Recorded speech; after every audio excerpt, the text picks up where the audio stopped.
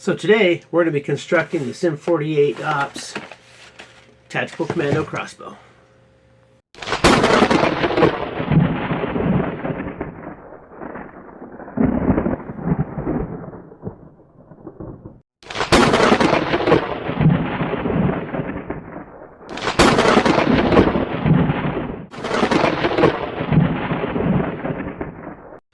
Everybody, welcome back to the channel.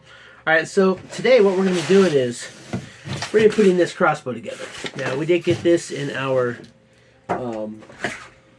mystery bug out bag box that we got. Probably one of the higher end items. I think that it MSRP'd for $56.99. I don't know if I would pay that much for it, like by itself, but we got it for less than that because we got it as part of the package. But we're going to get this opened up, get it put together, and then we'll see how well it looks. Alright.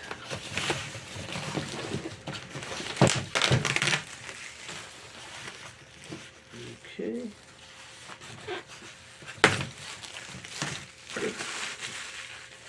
Paper off, plastic rather. Alright, so you have your fiberglass bow.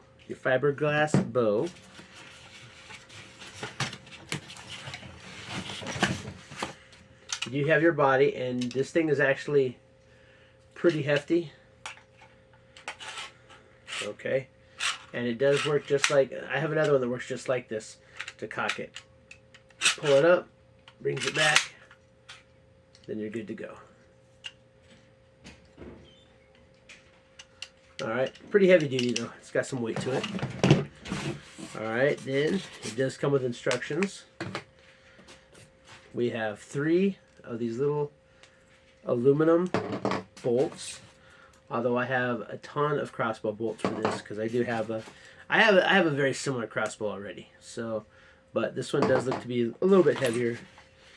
Alright, and then the last thing we do have is our bowstring, our caps, and we got some spacers that go into while we're putting it together.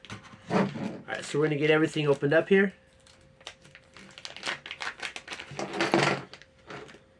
Oh, and it does come with an Allen wrench, which is what you need. Alright, so there is some styrofoam on it still. Alright, pretty heavy duty as I said. Alright, so we're going to go into the instructions here. Like I said, I have put this together before once in there. So this is a 50-80 pound crossbow instructions. For your own safety, do not cock or load crossbow until you intend to shoot it, obviously. And it's just like a firearm. You don't want to have it, you want to be ready to use it. A little bit less safe than a firearm, to be honest. Do not point crossbow at anything you do not intend to shoot. And if you intend to shoot it, you better intend to kill it. That's just how I was raised. Don't shoot anything you don't intend to kill. Or don't point a weapon at anything you don't intend to shoot. Don't shoot anything you don't intend to kill. Fire only crossbow bolts with proper bolts, and never shoot without bolts. Shooting without a proper bolt could cause damage to crossbow or injure user. Use of a damaged prod, string, or bolt may result in further damage to crossbow or possible injury to user. Lube wax on string is recommended every 5 to 10 shots. Replace string once every year, or if it becomes frayed. And of course, you can buy extra crossbow strings at like a lot of local shops. I can get mine at Big 5. That's where I got my other 2 crossbows.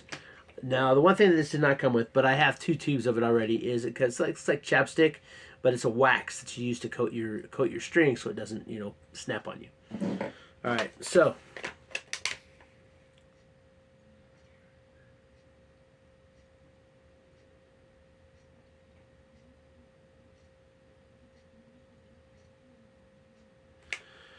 okay.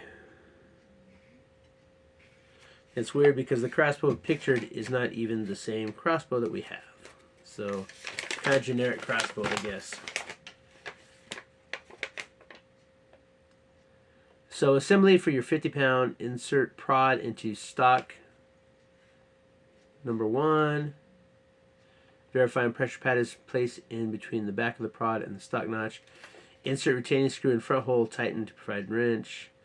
Continue step 4. 80 pound. Adhere one pressure pad to the flat side of the metal insert Second pad to the opening end of the crossbow body. Allow place blow through the opening of the body, center metal plate, and divot. Alright, so we have a metal plate. We have 2 pads. So, let's see here. We're going to do the 80 because we want it to be as powerful as possible. Adhere 1 pressure pad to the flat side of metal insert. Okay, this is the flat side. So we'll put 1 pad on there.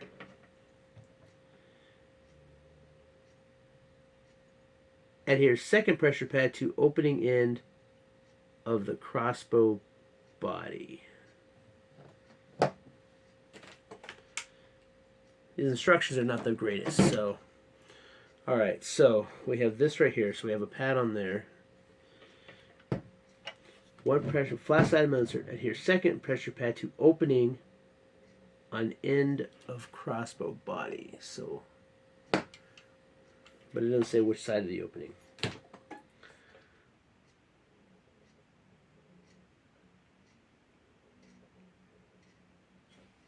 Place bow through opening. Center metal plate with divot facing up on top of bow. Okay, so I got it. So this second pad goes on this part right here. Goes down here. And then we're going to slide this in. This is actually an after step later, and we're going to center that real good. And in fact, there's lines on the front of it. You see those lines right there? That's where your centering is. And then the other pad with the metal divot goes in between that line. Get it all leveled up. And then you tighten this sucker down. We do have the included Allen wrench, which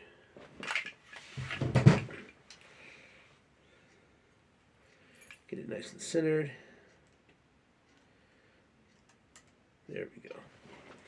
All right. Then we tighten this down.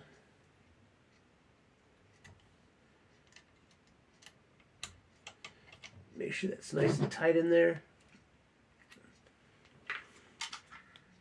All right.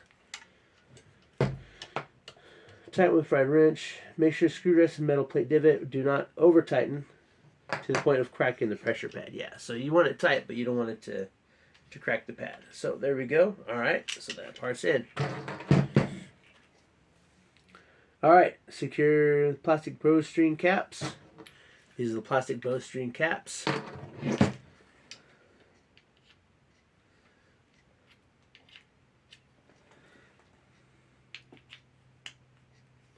At the end of each bow. And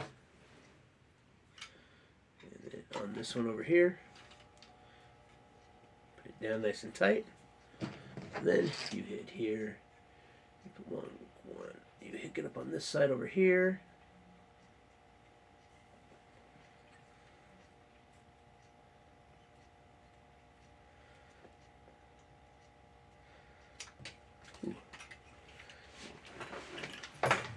This is not as easy as it sounds. Alright. So, put that sucker on. And then, alright. So, you should go loop one end of the string over caps, then pull string over and loop over opposite end cap. So this is where it gets a little bit tricky because you have to get this looped over. I'll be right back in just a minute after I get this looped on to show you the end result. All right, I'm back, and there we go. Now, as you are going to notice, this is I'm in different clothes, and this is a different color string. So basically, what I did was this time I grabbed like both edges like this. Right, I put this one on, and then I gave my daughter this other piece, and I pulled back with all my strength, and she was able to hook it on. So it took 2 people to get this hooked up, but The reason it's a different color string though, and this is something. So what I had initially done, I thought outside of the box, and I used a piece of paracord, and I strung a piece of paracord across here, and then I pretty much, there's a button here, right? I cocked the paracord back, and then I released the tension, and then I was able to string the bowstring. Well, when you're doing that, you gotta be careful because the paracord was underneath the bowstring, and if you notice, the bowstring, it fits on just, it goes over it, and you have like right down the center there, right? See how they fit on there? Goes over right down the center.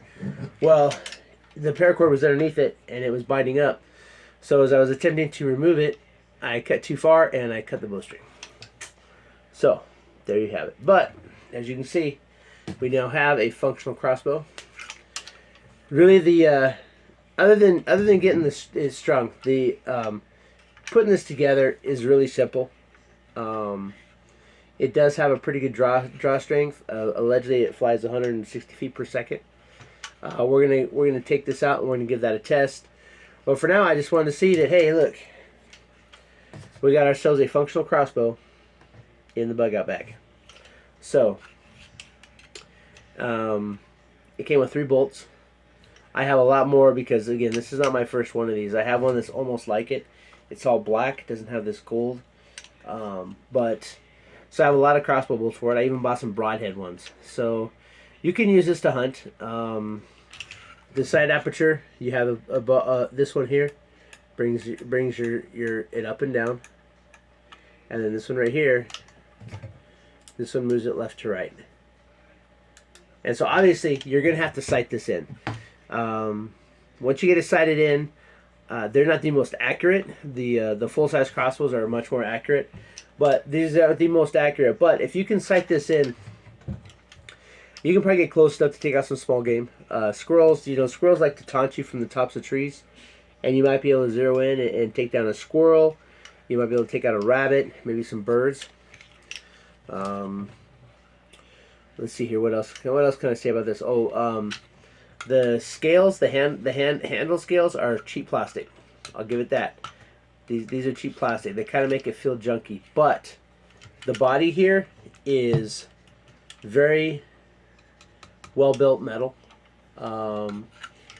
Bowstrings are bowstrings. It has the fiberglass bow. It's the same as the one that I paid for. I think I paid like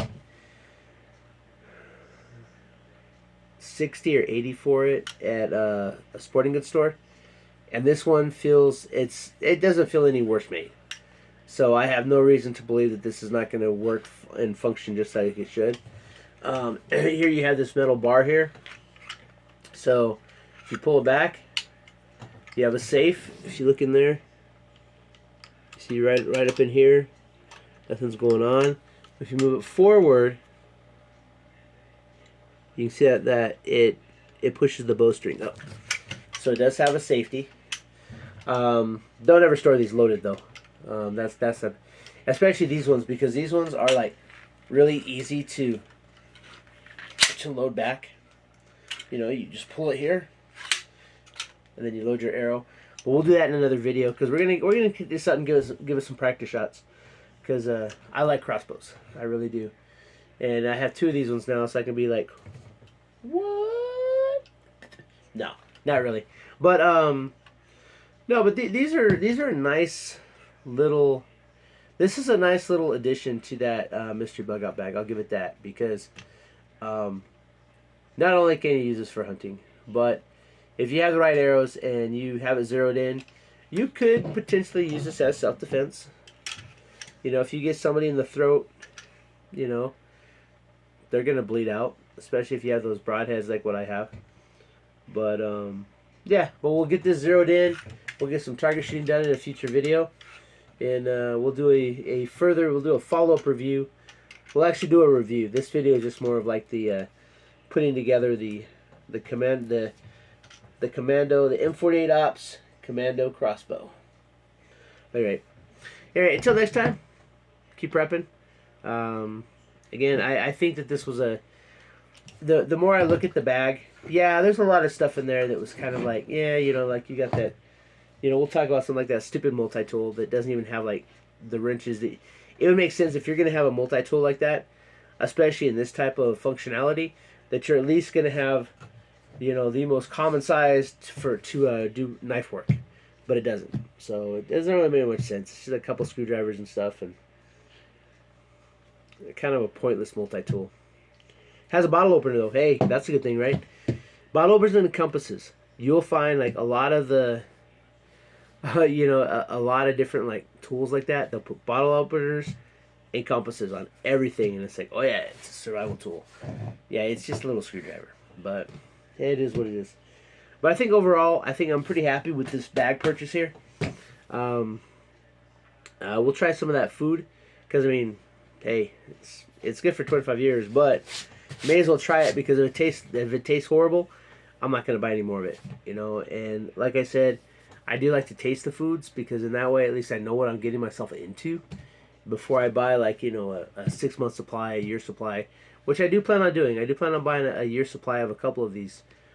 I know it's like, oh, the survival food buckets, yeah, but not just the food buckets though, because I want to use those food buckets to augment, you know, the canned foods that we have. You know, like your canned vegetables, your canned meats, you know, your frozen meats, you know, your dehydrated stuff. But I think that those food buckets, they're a good way to augment your food supply. I know a lot of people, they buy those food buckets, like, all right, we're good, but there's like a lot of nutrition that's not in those food buckets. Like most of those they have very little protein unless you actually buy protein extra. So, but if you have like a lot of canned like tuna, canned turkey, canned, you know, salmon, ham, chicken, you get those canned beef, you get like canned meats, and then you can use that with the meals. And if they taste good, like say you have like, you know, I think we got creamy chicken rice or something in there. Well, if you have creamy chicken rice and you take a couple cans of chicken and put that in it, then you're actually adding the protein that you need, you know, to make it through the day. So, but we're gonna do more reviews. We're gonna talk about more of this stuff. We're gonna get out. We're gonna shoot this crossbow. We're gonna see if it, you know, how far it goes. You know, how good it shoots. You know, does it shoot straight? Does, you know, how deep the arrows go in at 80-pound pull. We're gonna do all of that in a future video. Right now, I don't have really a place set up to do it, but I did want to get it put together because I really do like crossbows. All right, great. Until next time, keep repping.